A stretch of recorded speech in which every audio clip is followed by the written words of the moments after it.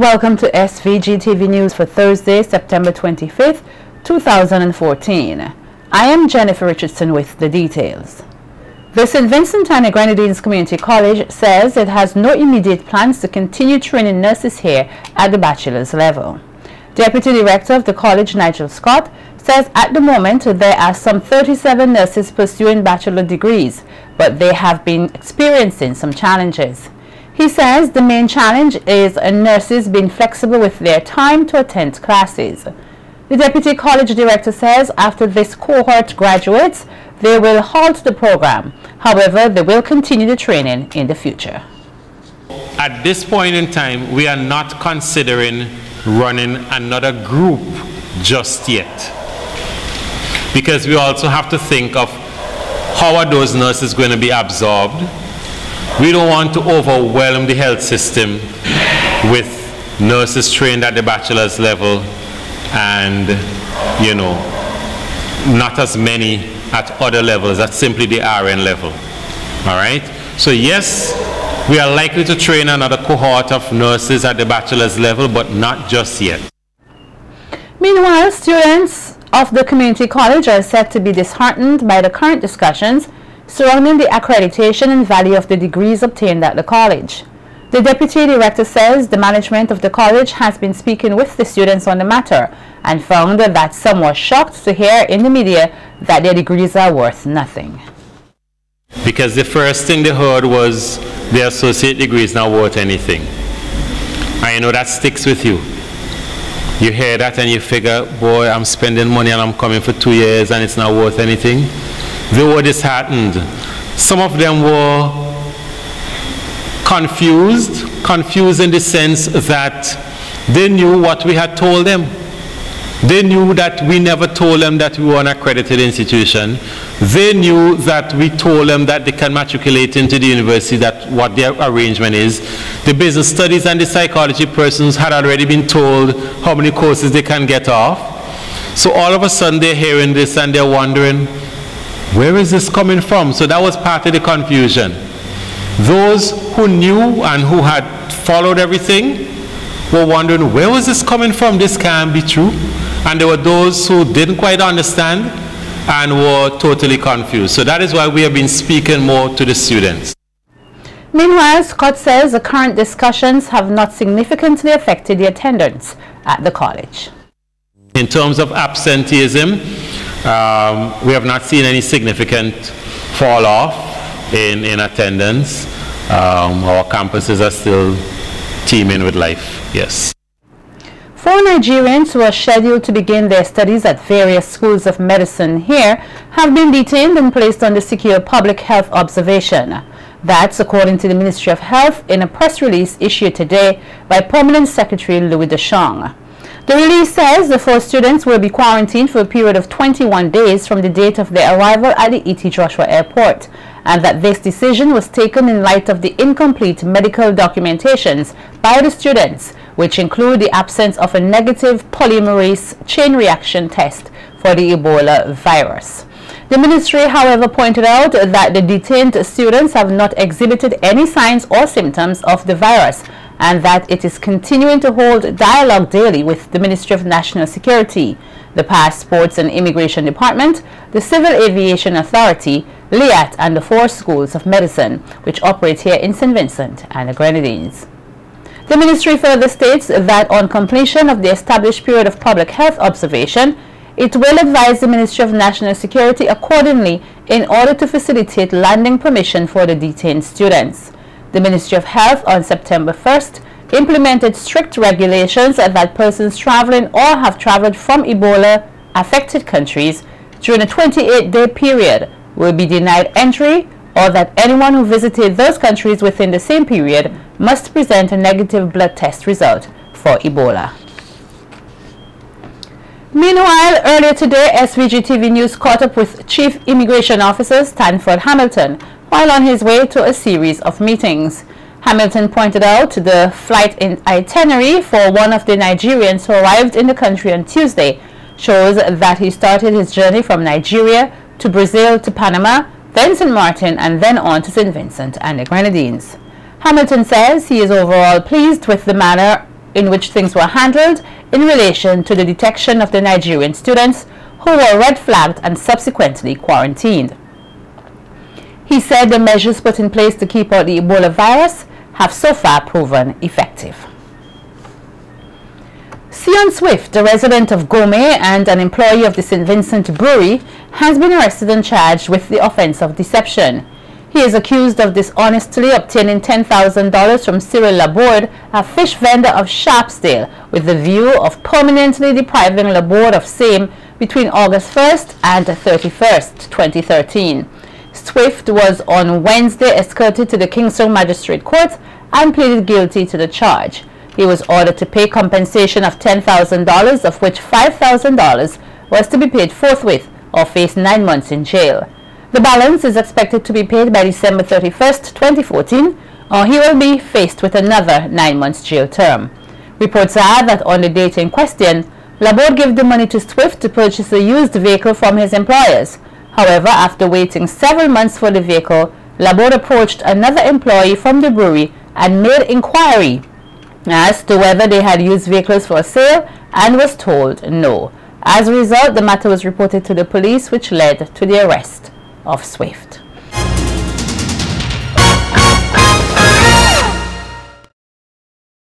Patients and staff at the mental health facility in Glen are expected to move to their temporary housing facility at Orange Hill from tomorrow. The temporary relocation is due to renovation work, which is expected to begin shortly at the Glen facility under the 10th EDF project, designed to modernize and develop the health sector. Residents of Orange Hill and surrounding areas were sensitized back in August on the temporary relocation of the facility in order to address some concerns they may have had with the move. Permanent Secretary in the Ministry of Health, Louis Duchamp, explained during one of the town hall meetings that the move of the facility to the area will be beneficial, in that residents would be selected to pick up shifts left vacant by permanent workers who may have taken vacation leave or in times of sickness. Director of the National Emergency Management Organization, NEMO, Howie Prince, says though the organization has done a lot of good for St. Vincent and the Grenadines, it has not been doing a good job at documentation. Prince was at the time addressing the opening ceremony of a two-day national validation workshop on a document for disaster risk reduction, DRR, for SVG.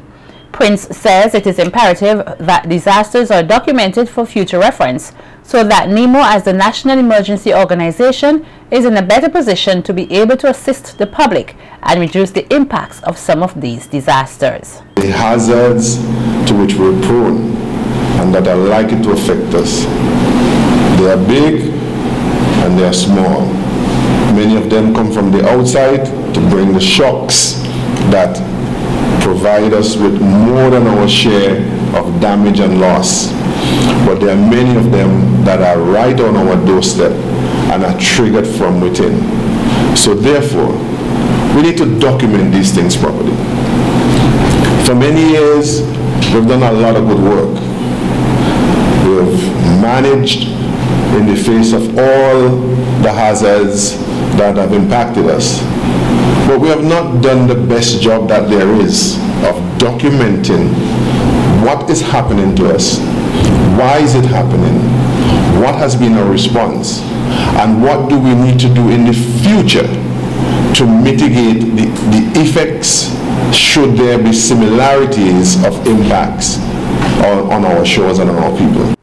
Permanent Secretary in the Ministry of Foreign Affairs, Nathaniel Williams, pointed out that the December 2013 floods cost the nation $560 million in damage and the loss of 12 lives. Hence, it has now become even more mandatory to have a disaster risk management country profile in place. Must not be a seasonal activity. In the past, we're thinking about hurricane season and our activities surrounding those areas. Today, most of the storm and disasters we have faced over the past years have been outside of the hurricane season and have been more unexpected disaster events than usually in the past. It means, therefore, building resilience must not be a seasonal activity, but must be inherent in the culture of our people, the way we build, the way we farm, and the way we exist. I would therefore argue it must be highlighted that the agencies of state, along with NGOs such as the Red Cross and other service groups, continue to develop capacities. The brunt of the work to be done, in my views, lies with individual action by every national and resident who must see disaster risk reduction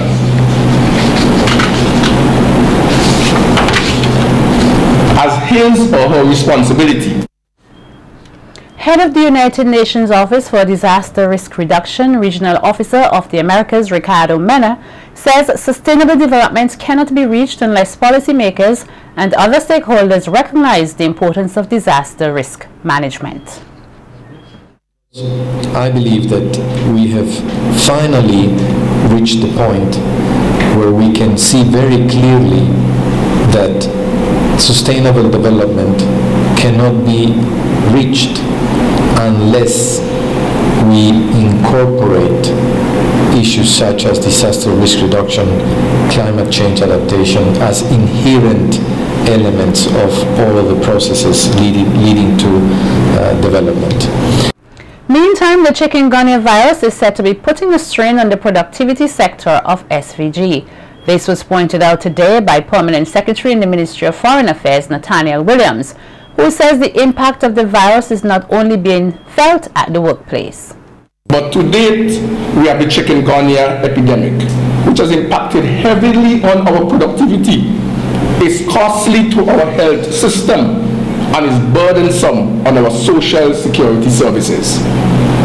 I am led to understand that to date, the NIS has a record claim for illness for this year, or in this year. Multi-platinum selling recording artist and Vincentian cultural ambassador Kevin Little is confirmed to host the 33rd Annual International Reggae and World Music Awards. The awards will take place on Saturday, October 4th at the Coral Springs Center for the Arts, Coral Springs, Fort Lauderdale. During the International Reggae and World Music Awards, Little will be presented with the Special International Award of Honor for his major contributions to the music industry over the years. Kevin Little is best known for his hit single, Turn Me On, which hit the Billboard charts in 2004. On September 1st, Little released his new single, Feel So Good, featuring Grammy Award winner Shaggy, and recently completed a press week in New York. And we have a correction to an earlier story which we carried. That's the story with Sion Swift, a resident of Gome, and we said that he is an employee of the St. Vincent Brewery who was charged with the offense of deception. Please note that Sion Swift is not an employee of the brewery, but a vendor who provides a service to the brewery.